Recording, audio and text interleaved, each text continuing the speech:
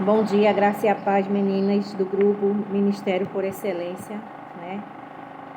Agradecendo a Deus, primeiramente, segundo a nossa ministra Natália, que nos dá a honra, né, de cada um dia uma das meninas falar do poder de Deus nas nossas vidas, através da sua palavra, porque estamos em consagração e propósito para o Congresso de Mulheres Transformadas, né, que será esse mês de novembro.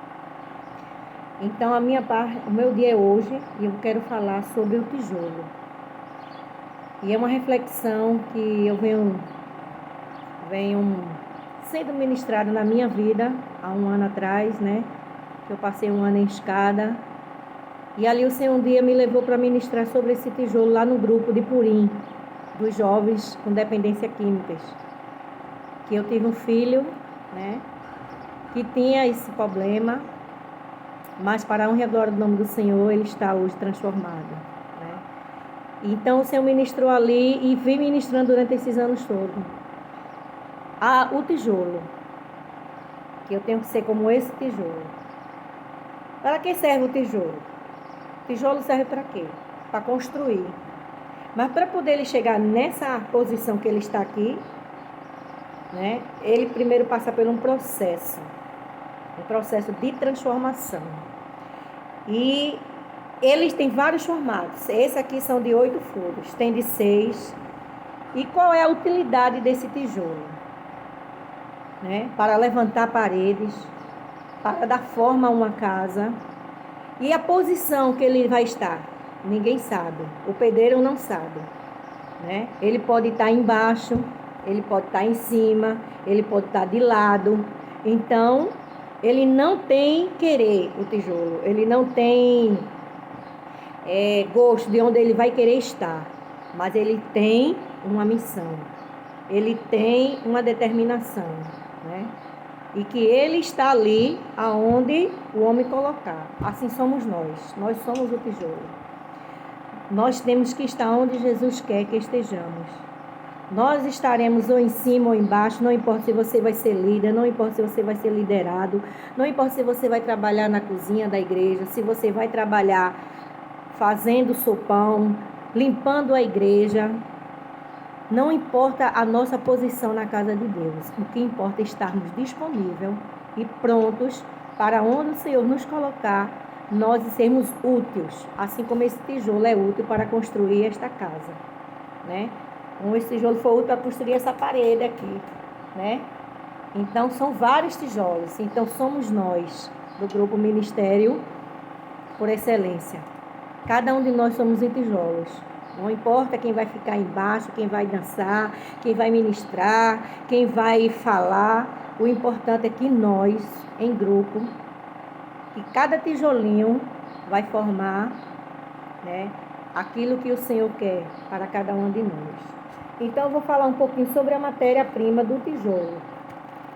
Que tem várias matérias, né? Que o tijolo é feito de cimento, de barro e outras matérias, mas eu vou falar sobre o barro. Então, o começo. Como é o processo de fabricação, né? Para responder à questão, como é o processo de fabricação do tijolo, é necessário que todos compreendam que, assim como qualquer matéria-prima, o tijolo também passa por um ciclo de fabricação. O início de sua produção começa no barro. Em outros termos, a partir da argila que são produzidos os tijolos. Atraída de jazidas, a argila é um minério extremamente fino, que chega a ser menos de 0,005 milímetros. A decomposição dessa matéria-prima resulta em 4 elementos: mica, quartzo e barro.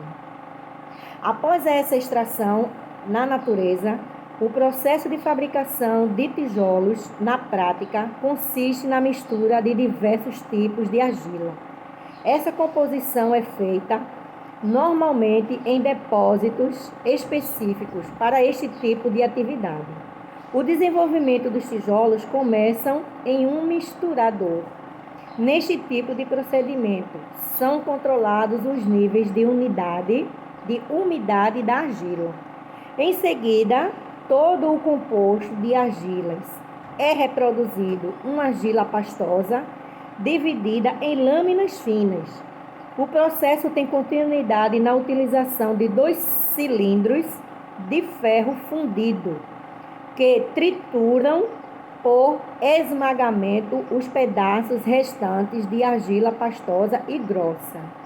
Consequentemente, é feita uma nova mistura da composição. O quarto procedimento se resume ao adicionar água na mistura e levar para uma máquina de fabricar tijolos a vácuo. Nesse tipo de máquina, equipamentos, a mistura é colocada em grelas, produzindo pequenas porções. O elemento é reproduzido com a inclusão de doses de massas cerâmicas. O processo de fabricação de tijolos continua em uma mistura obtida sendo cortada em proporções pré-definidas. Importante acrescentar neste contexto que as medidas variam de acordo com as demandas do mercado, né? Assim como segundo a vontade do fabricador. O material pré-moldado é transportado para secarem por meio de um tapete rolante, onde ficam no mínimo 10 dias, comumente os fabricantes do material utilizado, né? Utilizam cadeiras e exaustores para acelerar o processo de secagem em 72 horas no mínimo. As etapas finais na fabricação de um tijolo podem ser descritas em pequenos tópicos. Primeiro, com a secagem concluída, as peças são levadas para fornos onde são empilhadas e queimadas para que ganhem forma homogênea. Segundo passo, após este processo de cozimento, os tijolos ficam descansando em uma temperatura natural.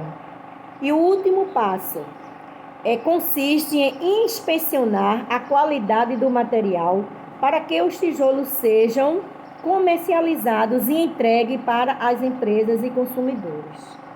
Então, não é diferente em nós, o processo de Deus nas nossas vidas. Há tempo de o escolher, Deus nos escolheu entre muitas. Vem a preparação, né, de a gente crescimento espiritual. Vem o processo de ser selecionado aquela matéria, de nós sermos selecionados, de nós participarmos, ser liderados por um pastor ou por uma líder, né? E ali, naquele processo, a gente passa por a mesma transformação que o tijolo passou. É amassado, é triturado, né? E depois ele vai ser selecionado, ainda fica alguns resíduozinhos, então ele vai passar de novo, e depois daquele processo todo, que ele já vai criando aquela forma homogênea, que ele vai ser cozinhado, secado e depois cozinhado de novo, para que ele possa chegar a este ponto aqui, né?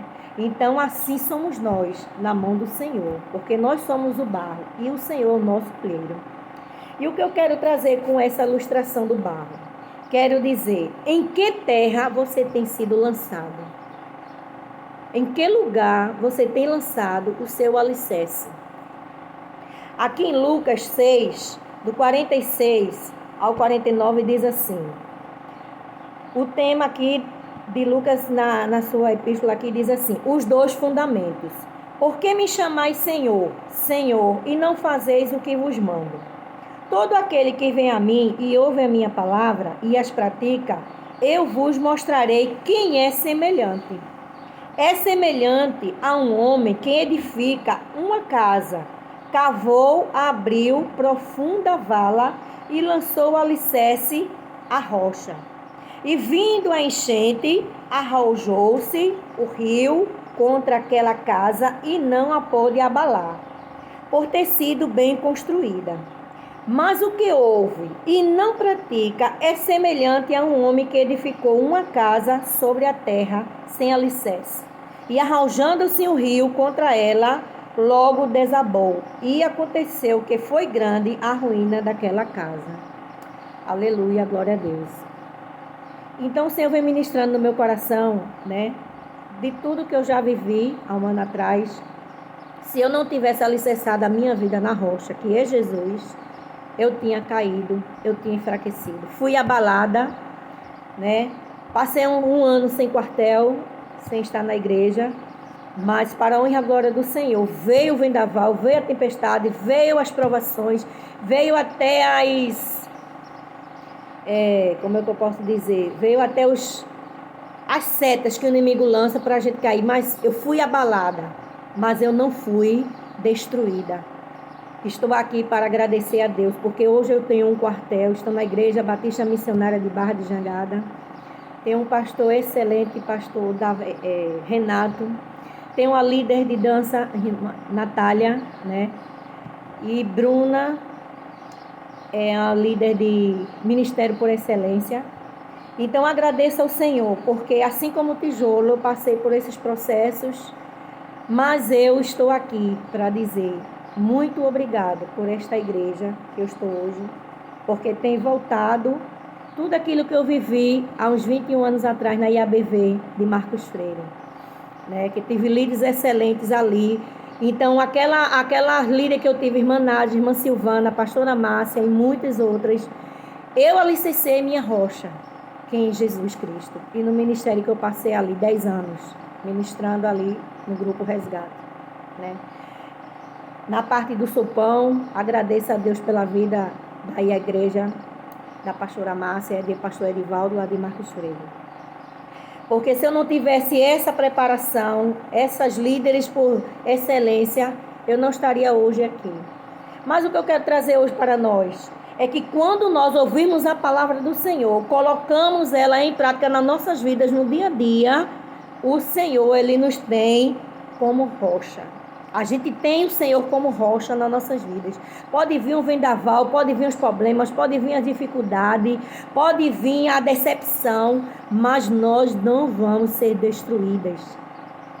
Assim como o tijolo tem, quando ele é colocado, quando é feito uma base, você compra um terreno, que você faz uma base para uma estrutura de primeiro e segundo andar, você pode colocar sem medo, primeiro e segundo lugar, porque não vai cair, porque ele está bem armado, ele está bem preparado o terreno. Assim somos nós, né? Que estamos aqui para ministrar esse congresso, Mulheres Transformadas. Então começou entre nós essa transformação, entre nós no grupo, na hora dos ensaios, entre nós no dia a dia, no nosso lar, na nossa casa, né? Então, que posição nós temos colocado diante de Deus, com o nosso ministério, com a nossa vida? Diante de Deus, nossa posição na casa do Senhor como discípulos. Então, temos que fazer como diz Tito, né? Lá em Tito 1, Tito 2, a partir do 3 até o verso 8, que diz assim: deveres das classes, de várias classes de pessoas crentes, somos nós. Quanto às mulheres idosas, semelhantemente, que sejam sérias em seu proceder, não caluniadoras, não escravizadas a muito vinho, sejam mestras do bem, a fim de instruírem as jovens recém-casadas e amarem ao marido e aos seus filhos, e serem sensatas, honestas, boas donas de casa, bondosas, sujeitas ao marido, para que a palavra de Deus não seja difamada. Quanto aos moços, de igual modo, exortai-os, para que em todas as coisas sejam criteriosos. Torna-te pessoalmente padrão de boas obras no ensino. Mostra integridade, reverência, linguagem sadia e irrepreensível, para que o adversário seja envergonhado, não tendo dignidade nenhuma que dizer a vosso respeito. Aí vou prolongar mais o 9 e o 10, que diz assim: quanto aos servos, que sejam em tudo obedientes ao seu Senhor, dando-lhe motivo de satisfação, não sejam respondões, não furtem, pelo contrário, doem prova de toda a fidelidade, a fim de honrarem em todas as coisas a doutrina de Deus, nosso Deus e Salvador. Glória a Deus, né? E temos que ser vigilantes no nosso lar, na nossa casa, Porque a palavra do Senhor diz que quando nós sabemos governar a nossa casa, nós vamos saber cuidar das coisas de Deus. Então é isso que o Senhor tem colocado no meu coração e passo para as minhas amigas, irmãs em Cristo Jesus, né, do nosso Ministério de Dança. Que possamos colocar em prática a palavra do Senhor, não só de ouvir, mas de colocar em prática no nosso dia a dia, na nossa vida cotidiana, né, onde chegarmos, né. E a segundo ponto, que aonde vocês têm colocado diante de Deus o nosso testemunho, né? A nossa vida, né? O segundo ponto, na posição diante de Deus. Então, a posição diante de Deus, nós temos que colocar os alicerces de obediência, confiança, ter a plena certeza e a convicção de que Deus está no controle de tudo. E de todos, nada é impossível. Porque Deus é um Deus indestrutível, porque Deus não vê como nós vemos, porque Ele é a rocha, Ele é inabalável, Ele é a estrutura, nem a morte pode vencê-lo, e Jesus é o próprio poder, Ele é a nossa base, Ele é o nosso alicerce, Ele é a nossa coluna, Ele é toda a estrutura das nossas vidas. 1 Coríntios 4, 7 e 9 diz assim: então, amadas, nós temos que confiar e saber quem é Deus nas nossas vidas. Nós temos que colocar diante de Deus, diante de nós, que nós temos problemas, temos dificuldade, mas temos um Deus que é inabalável, que é invencível, é um Deus que guerreia por nós, é um Deus que tira todas as angústias do nosso coração. Então, quando nós nos sentimos tristes, angustiadas, né? Então vamos nos recorrer a Ele e saber que Ele é maior do que aquilo que está dentro de nós. 2 Coríntios 4, 2 Coríntios 4, 7 e o 9. Diz assim, minha amadas. 4, 7 e o 9 diz assim: temos, porém, este tesouro em vasos de barro, para que a excelência do poder seja de Deus e não de nós. Em tudo somos atribulados, porém não angustiados, perplexos, porém não desanimados. E o 9 diz: perseguidos, porém não desamparados, abatidos, porém não destruídos. E o 10: levando sempre no corpo o morrer de Jesus, para que também a sua vida se manifeste em nosso corpo. Glória a Deus.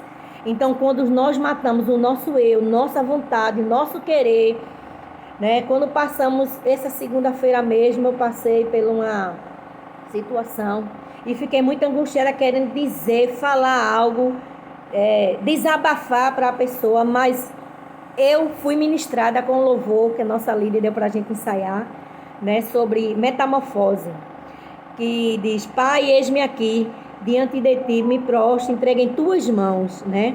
Então tem um refrão que diz assim: eu preciso ser curada para poder curar. Então ali eu me abaixei, orei, chorei e clamei esse louvor como a minha oração, né? Então quando eu fiz isso, quando eu me levantei regozijada, transformada e forte, e sem medo, né? E acreditando que Deus estava resolvendo aquela situação. Então, amados, é como um versículo que o pastor deu na quinta-feira, no culto de intercessão, no culto da tarde, foi em 1 Samuel 31, que diz assim, vou ler uma partezinha para concluir o nosso estudo hoje. Deus é maravilhoso, né? Quando a gente se permite quando a gente pede ao Senhor, o Senhor me transforma, me cura, me renova, me faz voltar a ser quem eu era naquele tempo, quando eu caminhava, eu pedindo ao seu Senhor. Então a gente às vezes passa por situações, às vezes é um irmão difícil nas nossas vidas, às vezes é um problema, às vezes é uma nora, às vezes é um filho, às vezes é um marido, mas é porque a gente pediu para ser curada. Então a gente só é curada quando vem as dificuldades, que vem os obstáculos, para a gente aprender a passar por esses obstáculos, glorificando e exaltando o nome do Senhor. Então isso faz parte do nosso crescimento espiritual. E não foi diferente com Davi, né? Davi veio da guerra, no 1 Samuel 31 diz que Davi veio da guerra. E quando ele chegou lá no acampamento deles, tinham saqueado tudo lá, queimado, e tinham levado as suas esposas, seus filhos como prisioneiro. Aí aqui no 4 diz assim: então Davi e o povo se achava com ele, ergueram a sua voz e choraram, até que não tiveram mais forças para chorar. Vou pular para o 6, disse assim Davi muito se angustiou, pois o povo falava de apredejá-lo, porque todos estavam em amargura, cada um por causa de seus filhos e de suas filhas. Porém, Davi se reanimou no Senhor, seu Deus. Aleluias. Então ele estava cansado, tinha chegado de uma grande batalha, né? Estava regozijado ali, querendo chegar em casa descansar. Mas ele ainda tinha que passar por outro processo, para que Deus pudesse usar ele mais uma vez. Então, quando a gente pede ao Senhor para ser usado, nós passamos por um processo de aprovação, um processo de tratamento. Ele chorou, se angustiou, é normal nós passarmos por isso, se angustiar, chorar, né? Mas depois, a palavra do Senhor diz que ele se ergueu, mas ele se ergueu, mas não foi tomar satisfação, ele não foi tomar, poderia que ele tenha o seu exército, tinha a sua autoridade, né? Sabia que tinha unção de Deus sobre a vida dele, mas ele não chegou, vamos se reunir, vamos à frente e tomar as nossas mulheres, nossos bens de volta. Primeiro passo, ele se prostrou, ele chorou, ele entregou nas mãos do Senhor, como diz o louvor, entregue na mão do Senhor, e que o que Deus quer para o nosso coração. E ali, quando ele recebeu aquilo, naquele momento de choro, de súplica, se derramar aos pés do Senhor, aí ele se levantou regozijado, e ali ele foi diante, depois de Deus, lá no 7, diz assim: disse Davi a Abiatar, o sacerdote filho de Amileque: traze-me aqui a estola sacerdotal. E Abiatar a trouxe a Davi. Então consultou Davi ao Senhor, dizendo: prosseguirei eu o bando? Alcançá-lo-ei, respondeu-lhe o Senhor: persegue-o, porque de fato o alcançarás, e tudo libertarás. Partiu, pois, Davi, ele e os seus 600 homens, com que eles se achavam, e chegaram ao ribeiro de Besor, onde os retardatários ficaram. Davi, porém, os 400 homens continuaram a perseguição, pois que 200 ficaram atrás, por não poderem, de cansados, que estavam passando o ribeiro de Besor. Aí aqui no 19 e 18 diz assim: assim Davi salvou tudo quanto havia tomado os amalequitas, também salvou as suas 2 mulheres. Glória a Deus. Então assim somos nós. Vamos nos angustiar? Vamos nos estremecer? Vamos chorar? Vamos clamar, entregar diante do Senhor, né? Como diz lá em Jeremias: clama a mim, responder-te-ei, anunciareis coisas grandes e ocultas que não sabes. Então depois levantemos e ainda vamos mais adiante. Não vamos tomar a nossa iniciativa de querer falar ou revidar ou dizer algo, mas vamos ainda de novo diante do Senhor, mas regozijada, não mais chorando, não mais triste, mas sim alegre e determinada, dizendo: Senhor, essa situação eu creio que tu já resolvesse, então eu vou descansar, né? Davi disse: então se tu falar, Senhor, que é para eu ir atrás e tomar posse daquilo que é meu por direito, então com a palavra tua eu irei. Então assim o Senhor diz para nós nesta manhã: descansa o teu coração, porque Deus está nessa guerra, e esta guerra é Ele que tem que pelejar. Nós temos só que ser obediente à sua palavra e acreditar que temos um Deus poderoso e que tem um controle nas suas mãos de tudo e de todos. Como ele diz lá em Isaías, que a chuva vem e não pode se voltar à terra, a chuva e a neve, mas ela rega e faz aquilo que lhe apraz. Assim é a palavra de Deus na minha e na tua vida hoje. Então que nós tomemos posse e que vamos escutar agora um louvor que fala sobre adoração a Deus, né? que Ele é o único digno de toda a honra e toda a glória e todo o louvor. Amém? Enquanto o louvor toca, eu vou orar, agradecendo a Deus. Senhor Deus maravilhoso, Pai da eternidade, Príncipe da paz. Obrigado, Senhor, porque Tu tens sido, Senhor, nossa rocha, a nossa força, o nosso baluarte. Mesmo que as situações, nossos olhos vejam que é impossível, Senhor. Mas Tu nos dá a certeza, a garantia de Lucas 1,37, que para Deus nada é impossível. Que não há outro Deus igual a Ti, Senhor. Tu és o único Deus, soberano sobre a terra, sobre o mundo, Pai. Sobre a face da terra. E eu Te agradeço, Senhor, e obrigado por vidas, Senhor, porque nós somos transformados, para que nós podemos transformar as vidas que o Senhor vai colocar diante de nós. Então, reflita neste louvor para a honra e a glória do nome de Jesus. Oh, aleluia! Não há ninguém como Tu.